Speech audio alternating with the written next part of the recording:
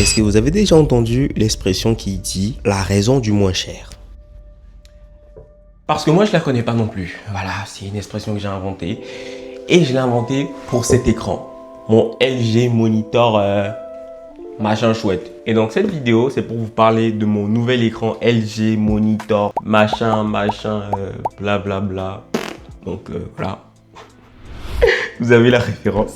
Et vraiment, les références d'écran, c'est une dinguerie, comment c'est abusé. C'est vraiment des blabla. Je sais pas.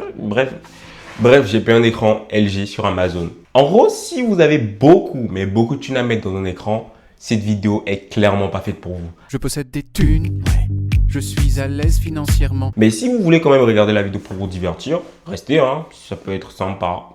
Très sympa, je crois. En gros, au moment où je vais prendre cet écran, j'ai une question très compliquée à résoudre. Quelle taille d'écran prendre? J'avais le choix entre du 24 pouces, 27 pouces et du 32 pouces. Et au final, je me suis dirigé vers le milieu. Parce qu'en fait, le 24 pouces, c'est pas mal, mais ça reste un peu petit. Et le 27 pouces, c'était la taille idéale. Sauf que, déjà, j'ai pas de thune. Hein, voilà, mon budget, il était assez limité. Et deuxièmement, j'avais un problème d'espace. Parce qu'en fait, sur mon bureau, j'ai pas énormément d'espace. Donc, si je mettais un écran de 32 pouces, en fait, je pourrais pas le pousser jusque-là. Il allait être calé là. Donc, c'était un peu problématique. Voilà. Donc, j'ai pris un écran 27 pouces en 2,5K. En fait, le 27 pouces, pour moi, c'était une taille parfaite. Parfaite déjà à travers mon bureau, à travers le 24 pouces qui était beaucoup trop petit, mais aussi à travers les usages. Parce que mon usage principal, c'est de la productivité, c'est-à-dire du montage vidéo et du gaming. Voilà, donc gaming assez léger, petite PS5, voilà. Et le 27 pouces, pour ça, c'est assez parfait.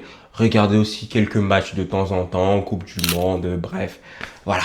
J'aurais préféré un écran beaucoup plus grand pour regarder, pour regarder du contenu, mais le 27 pouces, ça passe. C'est pas hyper petit, c'est pas très grand, c'est normal. Tout de suite, je parlais de 2,5K. En gros, c'est quoi la 2,5K? C'est la quantité de pixels que contient l'écran. Donc du 2560 par 1440. En gros, si vous multipliez, ça fait à peu près 3 millions de pixels pour une densité de pixels de 108 pixels par pouce. Et donc, je vous mets en fiche une description de la vidéo de Tao Gassin qui explique pourquoi 2,5K pour un écran 27 pouces, c'est pas mal. Comprenez juste que si vous voulez acheter un écran 24 pouces, privilégiez un écran Full HD, donc du 1920 par 1080 pixels. Et si vous voulez acheter un écran 32 pouces, privilégiez de la 4K pour avoir en fait la meilleure densité de pixels par pouce. En gros, la densité de pixels par pouce, c'est la quantité de pixels pour une surface donnée. Voilà. Donc, plus tu as de pixels, plus l'écran est net et précis. Et moins tu as de pixels, plus c'est flou en fait. Si je prends l'exemple de ce machin, de ce MacBook Pro, c'est le MacBook Air. Le MacBook Pro, il est de plus de bref. J'ai à peu près 218 pixels par pouce, quelque chose comme ça. Donc voilà, c'est à peu près 2 fois plus. Et donc, techniquement, cet écran, bien que plus petit, aura une meilleure qualité d'affichage que cet écran. Mais le problème, c'est que ça dépend aussi de la distance à laquelle vous êtes de l'écran. Parce que plus vous êtes proche, plus il faut de pixels. Et plus vous êtes loin, moins il en faut. Voilà, c'est pour ça qu'un écran, une télé en 4K, c'est pas vraiment l'équivalent d'un moniteur en 4K. Parce qu'un moniteur, on l'utilise de beaucoup plus proche. Voilà. Simplement. Cet écran est compatible 100 Hz. En gros, c'est quoi le 100 Hz? C'est juste le nombre d'images qu'il y a par seconde. C'est-à-dire, cet écran est capable d'afficher 100 images par seconde. Et 100 Hz, c'est mieux que ce que j'ai déjà sur mon MacBook Air qui est en 60 Hz. De base, je pensais que si j'avais un écran en 100 Hz et que mon MacBook était nativement compatible 60, j'aurais dit 60 Hz sur mon écran. Mais en fait, pas du tout. J'ai du 100 Hz. Donc, j'ai un écran beaucoup plus fluide. Donc, quand je navigue dans l'écran, c'est fluide. Voilà, c'est un peu plus fluide, mais c'est pas ça qui change ma vie. Parlons d'un truc très intéressant sur cet écran, les couleurs. Parce que cet écran, il est en couleur. Je n'ai pas besoin de vous l'expliquer, vous le voyez. Et en gros, ce qui est vraiment important quand vous voulez travailler sur un écran, c'est la fidélité des couleurs. Il faut que les couleurs que vous regardez, vous, derrière votre écran, soient à peu près les mêmes que moi, je regarde derrière mon écran. Donc, il y a ce qu'on appelle la colorimétrie. En gros, la colorimétrie, c'est la justesse des couleurs. Et cet écran, je ne suis pas professionnel en colorimétrie, il est pas mal. Et en termes de différence de couleur, bah, j'ai pas de différence de couleur entre mon MacBook et l'écran. Et ça me suffit amplement. Et même en plus, il y a un petit revêtement mat sur l'écran qui permet un peu d'atténuer bah, les lumières extérieures. Voilà, ça fait un écran un peu plus doux, certes un peu plus granuleux dans la texture, mais un peu plus doux. Donc j'ai pas vraiment de reflet comme je l'aurais sur un écran de smartphone ou un écran de tablette. Voilà. Maintenant, parlons du design de l'écran en lui-même. Franchement, j'apprécie. On a un design très épuré, simple, avec des bordures pas vraiment épaisses, assez fines, et un logo LG qui s'oublie. À l'arrière, on a aussi un big logo LG, mais vu que c'est à l'arrière, vous n'allez pas le voir, avec quelques petites grilles de ventilation. C'est vraiment très sobre, très premium même. Certes, du plastique. Voilà, ça bouge un peu. Mais voilà, c'est assez sobre, assez simple, assez un peu même élégant. Voilà. Une élégance très relative, mais une élégance quand même. On a aussi un bouton. Bon, certes, c'est pas un bouton, mais c'est plutôt une petite molette qui permet de naviguer dans les différents paramètres de l'écran. Luminosité, volume, paramètres, customisation des couleurs, bref, plein de trucs avec un seul bouton, gauche, droite, haut, bas. Voilà, c'est un petit joystick en gros. Vraiment ça, j'étais vraiment bien surpris et très agréablement surpris d'avoir un bouton qui fasse tout et surtout qui le fait de manière très intuitive. C'est pas le un bouton que tu dois faire un appui long, non machin. Là, c'est un bouton et c'est très intuitif. Un clic, tu actives le bouton de gauche, tu fais un retour. C'est vraiment simple. Vraiment, c'est le truc que j'ai le plus kiffé sur cet écran. Je vous assure, j'ai payé un écran, j'ai plus kiffé un bouton que l'écran. Ah, il faut que je revoie mes priorités dans la vie. Sûrement. Ouais. À part ça, sur cet écran, on a deux modes. Déjà, moi, j'ai deux utilisations. Bah, l'utilisation productivité pour faire les vidéos, écrire du code. Et le deuxième, bah, le gaming. Voilà. Et vraiment, cet écran a deux modes. Gaming, productivité. Voilà. En fait, c'est l'écran parfait. Je suis amoureux de cet écran. Qui coûte pas beaucoup. Mais je suis vraiment... En fait, on dirait que cet écran, il a été conçu pour moi. Non, je pense pas, mais voilà. C'est cool d'avoir deux modes différents qui s'adressent pas spécialement aux mêmes personnes, mais ça fait du bien. Il y a un truc très important à comprendre sur cet écran, c'est qu'il a deux ports. Un port USB-C, voilà, ce qui permet d'être compatible avec un iPhone et aussi un iPad. Donc, vous pouvez connecter les deux, pas simultanément, mais les deux. Et on a un port HDMI pour connecter n'importe quel ordinateur, voilà. Donc, en fait, c'est vraiment du classique. Et aussi, la deuxième option, c'est l'inclinaison. Vous pouvez incliner d'avant en arrière. Je sais pas comment vous l'expliquer, mais bon, bref, c'est pas trop mal. Même si je trouve pas spécialement d'intérêt, c'est pas trop mal. Voilà, c'est bof quoi. Non, rentrons dans la partie défauts, parce que cet écran, il a plein de défauts. Mais vraiment plein. Voilà, c'est un écran petit budget, donc il a plein de défauts. Premier défaut, il n'y a pas de son. Bon, à la rigueur, parce que c'est un écran, il affiche.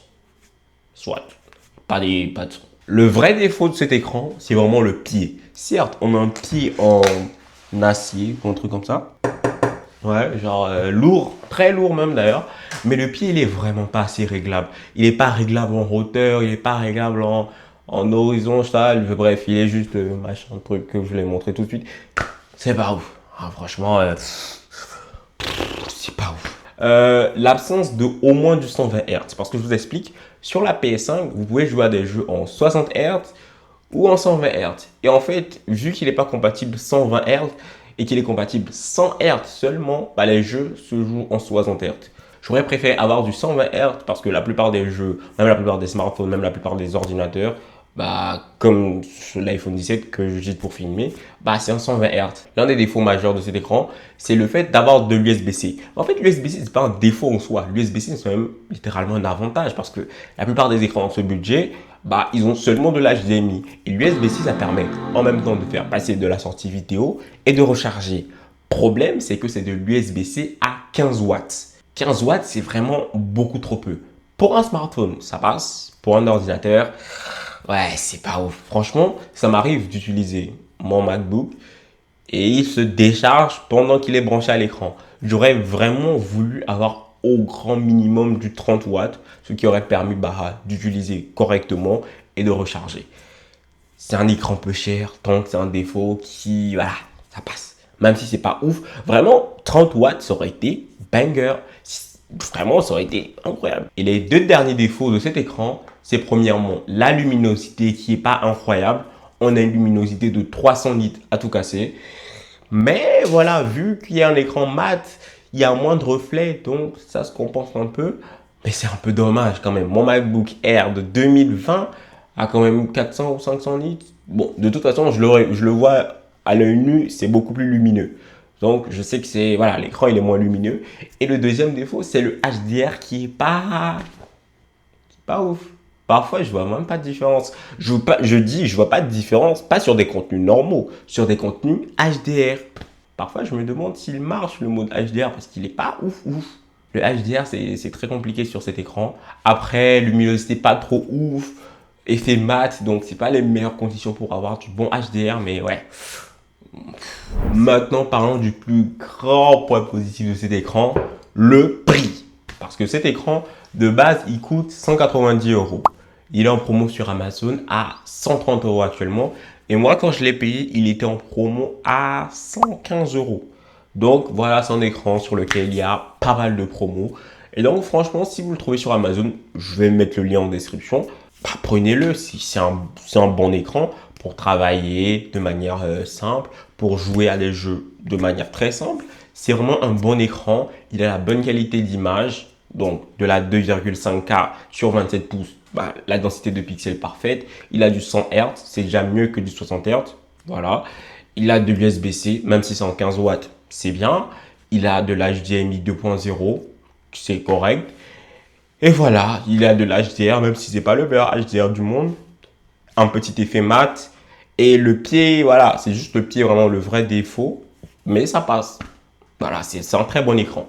Après, en alternative, les écrans avec lesquels j'ai douté, je vous mettrai toujours les liens en description. Mais il y a l'Odyssey G5 de Samsung, qui est vraiment un très bon écran. Là, on reste toujours en 2,5K, mais c'est un écran incurvé. Donc, pour l'immersion, c'est un peu mieux. On a du 165 Hz. Je pense qu'il y a deux versions, une version 144 et une version 165. Donc voilà, déjà on dépasse largement les 120. Donc vraiment c'est grave pas mal. On a aussi un écran Xiaomi. Je vous mettrai toujours la référence parce que les références d'écran c'est très barbare. Mais un écran Xiaomi en 2,5K et en 120 Hz avec une très bonne colorimétrie aussi. Et vraiment cet écran il est juste, je l'ai pris à cause du prix. Parce que lui il était à 115, l'écran Xiaomi était à 160. Le Odyssey G5, il est aussi à 150, 160. Donc voilà, c'est un très bon écran. En plus, il y avait la livraison rapide, donc je l'ai eu en moins de 2 jours. Franchement, c'est un très bon écran. Pour commencer, quand on a un petit budget, je suis vraiment assez satisfait. Est-ce que c'est le meilleur écran du monde? Absolument pas. Déjà, même côté qualité des couleurs, un Studio Display fait mieux. Si vous voulez un écran vraiment gamer, prenez un écran voilà, 160 Hz, 180, 240 Hz. Bref, c'est pas le meilleur écran. Je trouve vraiment que c'est l'écran le plus équilibré. Voilà, parfait pour ceux qui ont un petit budget. Est-ce que je vous le recommande les yeux fermés? Clairement, si vous avez 130 euros, oui, oui, directement. Après, si vous avez 200 euros de budget, je vous conseillerais quand même plus d'aller du côté d'un Odyssey G5 si vous voulez beaucoup plus rester dans le côté gaming ou de regarder les écrans LG 4K mais qui seront en 60 Hz mais qui seront beaucoup plus axés productivité. Cette vidéo était vraiment très cool à tourner. Franchement, j'ai apprécié. N'hésitez pas à liker, à commenter, à vous abonner. Voilà. À plus. Ouais, à plus. Je suis fatigué de toute façon. Il est, voilà, plus quoi, genre à plus. À plus.